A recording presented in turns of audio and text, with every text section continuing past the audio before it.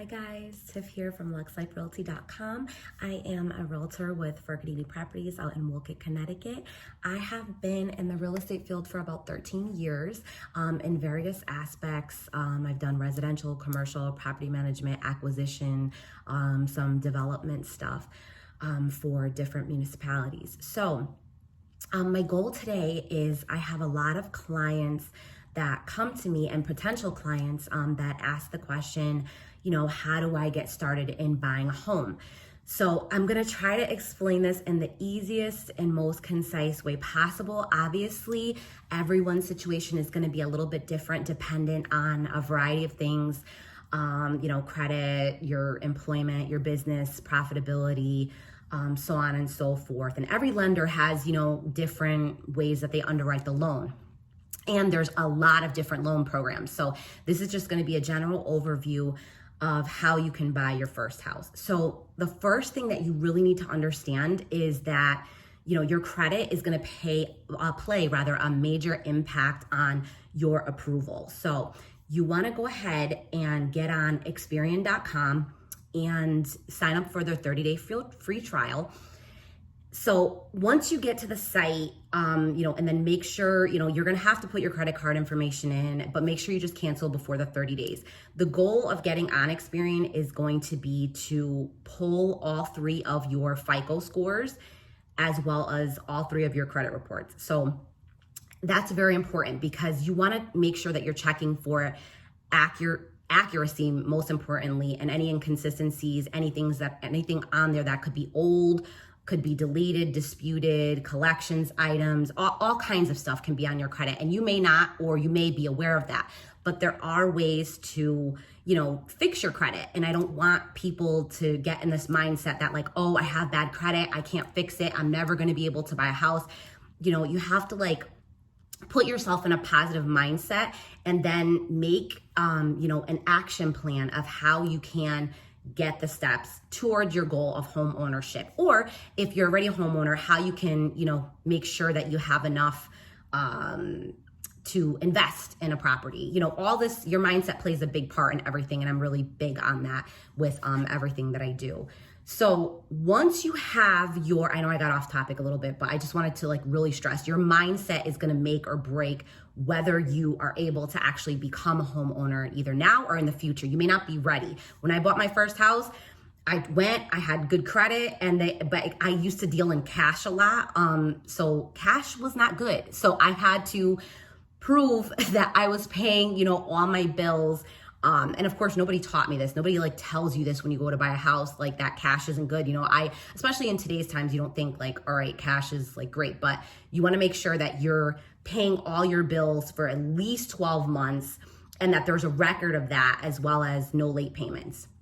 So once you have your credit reports, I want you to go through them with a fine tooth comb. All three of them are probably going to be a little bit different, but make sure you go through them. If you need help from people that can repair your credit, I just want you to be super careful in who you deal with because a lot of these places, they have you sign up for monthly memberships and, you can spend a lot of money for things that you can already do or, with the help of someone for a smaller type of fee, or you can do a lot of these things yourself by writing, letters to the credit bureaus, etc. And, everything's a waiting game. Everything's a process. It's not like I'm going to tell you, all right, your credit's great. Come on, we can, move you right into a house overnight. Everything is a process and there's a waiting period. So you have to have a lot of patience to become a homeowner. So 700, right? That's our goal here. Prior to COVID-19 and the pandemic, there was a little bit more flexibility in terms of lenders and the requirements for being a homeowner. You can have 650, 680, but of course that is going to determine your interest rate on the loan. We're looking to get you the best possible interest rate. So with that being said, the Fed can always come back and change what their lending requirements are at any time. We're hoping that, coronavirus just gets out of here and we can just go back to issuing more loans and getting people into home ownership. So that's about the Fed. But if you already have a 700 credit score or better. If you have 800, that's like, oh my God, you could get approved for pretty much anything. Credit is really king in today's society. So congratulations, you're ready to start the process. So what I do recommend people that already have the credit, you wanna make sure that you have income, whether it be from your business. Now, mind you, your business has to be profitable for a period of time in order for you to qualify. With most lenders, I am gonna say most lenders, again, this is like a general overview. Don't take, anything that I say like as like word for word, because there's always a way, to work around certain things. But most lenders are going to want you to have profitability in your business or steady employment for 2 to 3 years. And it's gonna have to be verifiable. The lender is gonna ask you for your tax returns. They're gonna be calling places. You're just gonna be working with your lender, your mortgage professional, and giving them basically your whole life story. And they're gonna package it up and send it to an underwriter. So just expect a lot of back and forth. You're gonna be, very frustrated. You're probably gonna need like a shot or a glass of wine after the whole thing is done. But you're gonna wanna research with your lender and be well informed whether you're going to do a first-time home buyer program, if you're gonna do a VA loan. There's all different types of loans, and I would recommend that you check out Connecticut Housing Finance Authority if you're interested in the different loan programs and the options that can be available to you. So the goal of your mortgage professional is going to be to get you to that magic word of pre-qualification. Once we get there, that is like a huge step in you being able to purchase your first home. So once you get that pre-qual, the lender's going to say, hey, you are pre-qualified for a $250,000 loan. It could be $100,000. Again, this is all going to be situational, dependent upon your income, your business income, your credit score. All these things are going to play a factor, and what type of loan you have and the interest rate. So I recommend people, like when I first went to get my house, the lender told me that I could be approved for up to $350,000. I decided to buy a house that was $125,000 when I did buy my first house, because I didn't want to feel like I was locked in and being like, a slave to paying my mortgage every month. And there are a lot of people out there that say, oh my God, I want the biggest house. I want the best house. And then what happens is they become like extremely unhappy because they're locked into that mortgage. So I like to travel. I like to take my girls. My girls do competitive cheerleading. All these things are very costly. So, but I like to enjoy my life. So, everybody's situation different. If you want that big house, go for it. But I highly recommend that you don't exceed the max of what you're pre-qualified for. That would be my recommendation. But again, everybody else is situational. So once you're pre-qualified with the lender, the next step is going to be to contact me. Hello, we're going to go look for houses. We're going to have a lot of fun doing it. You would enter into an agreement with me where you agree for me to be your realtor to represent you in the buyer's end of the transaction. The best part is, in like 99% of the time, the seller is going to pay my commission as well as my broker's commission. And you don't have to worry about paying for me. You don't have to pay me anything. That's all covered in the seller's transaction. Well, in the real estate transaction, but in the seller's portion, typically that is covered like 99% of the time. So that is, pretty much it for that part. So what you're going to want to do when you go out searching for your house, your dream house, you have to I would recommend making a list of all the items that are like non-negotiables for you. Like if you have 3 kids and you want them all to have their own bedroom, that was one of my non-negotiables, because I have 3 daughters. They're all close in age. The cat fighting, I really needed them to have their own space, and I needed me to have my own space.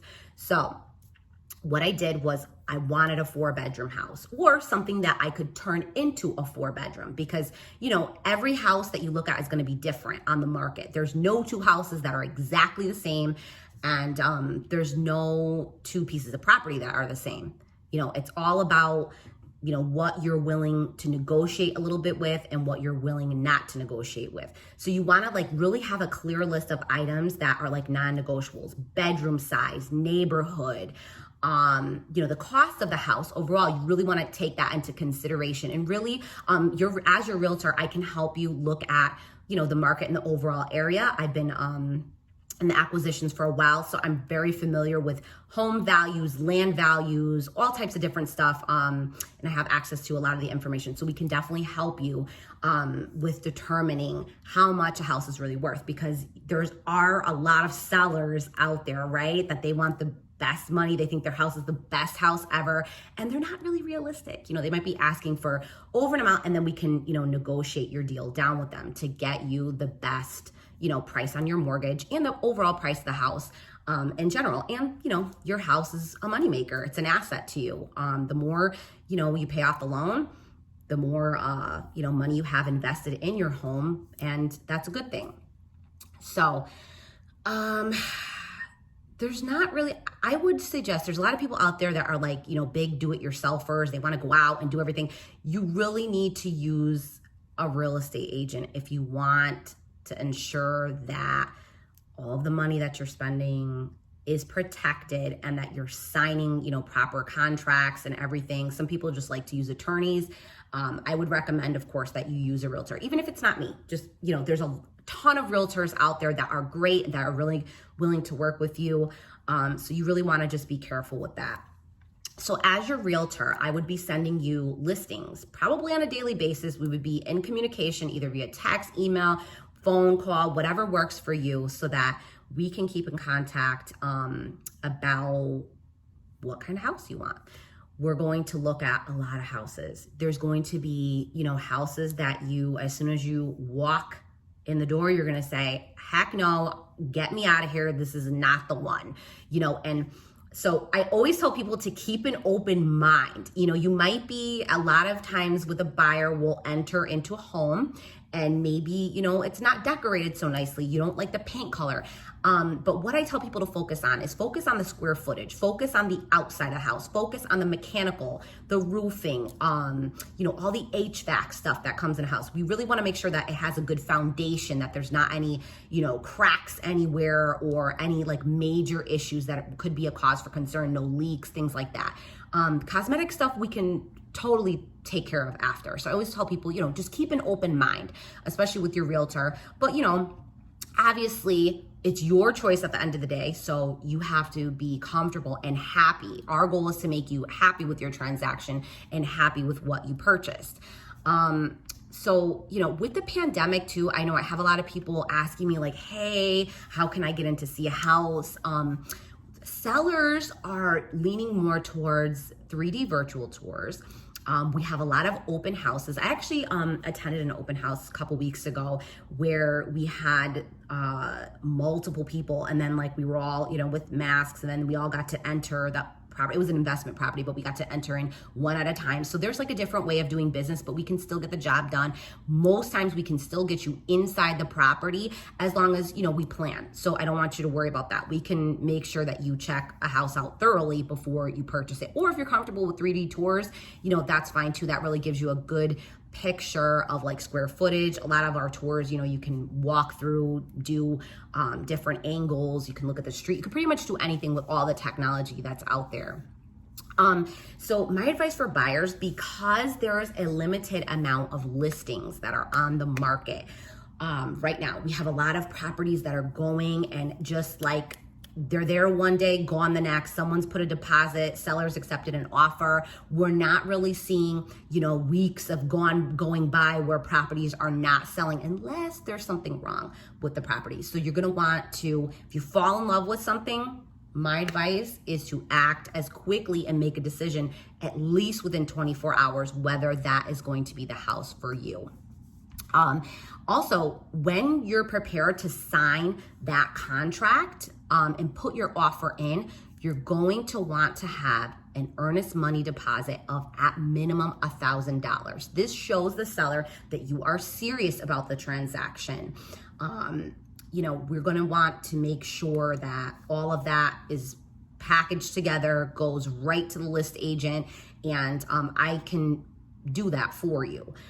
So once the seller accepts your offer, we're going to provide the mortgage lender with this information. They're going to get to work right away. So within your sales contract, there's going to be a specific time period for you to do, for the appraisal to get done and for you to do the home inspection. You're going to want to hire a home inspector. And the costs vary in Connecticut. I've heard, home inspectors, but I would plan for at least $500 for the home inspector. Home inspector is going to give you a full rundown. You're going to coordinate everything with your realtor. You'll go into the property. You'll go, floor to ceiling, outside, inside. Everything is going to be covered in that inspection, that initial inspection that you do. So once the home inspector's done, he's going to provide you with like a binder. A lot of people are doing PDF now because of COVID-19. You'll get that binder. We can go through, I'll go through it with you as your realtor, and we're going to make a list of items that you want resolved. It could be minor items, it could be major items. But the purpose of the home inspection is to ensure that once the seller hands off their property to you, that you're not going to inherit the seller's issues. I mean, you want to make sure that, there's like fire, stops on some of the doors, all different things that can be found in a home inspection. They check for mold, they check to ensure fans are working properly, that there's ventilation. There's just so many things that need to be looked at. They'll look at the deck, they look at the roof, they look all over the place, to ensure that they provide you with their best, industry knowledge of what really needs to be resolved in the house and what is, aging. They'll have the whole report for you. And it's really a good way for you also, once you become the homeowner to refer back to that information so that you can begin to, work on minor things, or say, hey, the roof is 10 years old. All right, in another 10, 15 years, I'm going to need a new roof, or I'm going to need a new boiler. So it really is like a roadmap for you. Once you receive that information, you're going to want to keep that handy. So now, the bank is going to order the appraisal. The appraisal is a process by which your home that you want to buy is evaluated against other homes in the area, in the market. It's going to be highly dependent on the market data, right? So they're going to pick comparable properties to the home in that area that were recently sold, and they're going to come up with, that appraisal is going to give a figure to the bank to reflect what the price is actually worth, dependent on the market data. So, and also, that's done by recent sales. Appraisers are licensed in the state of Connecticut. They will, pick someone. That's all worked out by the bank. You can, of course, request all this information. That is the lender end of the deal. Again, this is like a general overview, so I'm just going to give you guys, as much information as I can possibly have without going into too much detail. So the next part, also I want to mention the appraisal can be used as a tool in negotiation. For instance, if you make an offer on a house that's $150,000, the appraisal comes back at $140,000. Well, guess what? We're going to have to go back to the drawing table and get that down, because the bank is not going to accept something that's undervalued. They're not going to give you just the $10,000 on the loan just for, living or being a cute house or what have you. It has to be based on comparable market sales.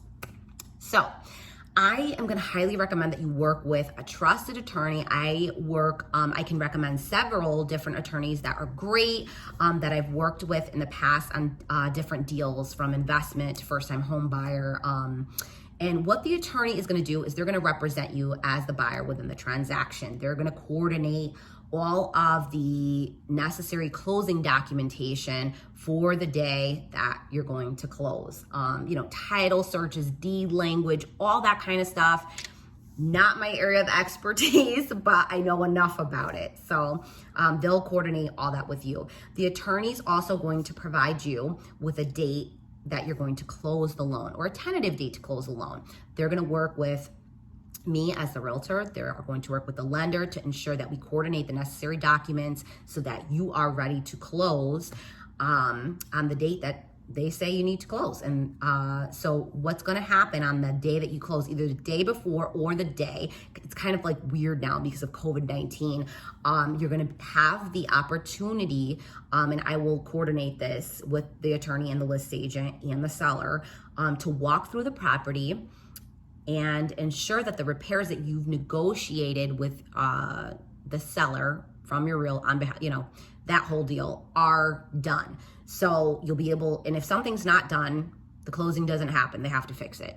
Point blank, period. You have to, walk through everything to make sure that you're happy, because once again, this is it. This is for most people, it's one of the biggest purchases of their life. Typically 30 years, you're going to be stuck. So you want to make sure that everything is worked out to the way that you want it to be. So investment deals are a little bit different. We can talk about multifamilies, commercial real estate. I'm going to do like a separate video somewhere down the line to talk about investment purchases, how to become a landlord, how to accept Section 8 from different tenants, how that can be helpful to you. I have so many different topics to talk about with you, and I just want to, share the information and put it out there. So thanks for watching, and you guys can feel free to like, comment, and share, or you can visit me at luxliferealty.com. You can look for my Instagram. I'm at ct.realtor.tiff on Instagram. Email me, however you want to text me, whatever you want to do. My information is going to be provided below. And so if you have any questions at any time, feel free to let me know, and thanks for watching.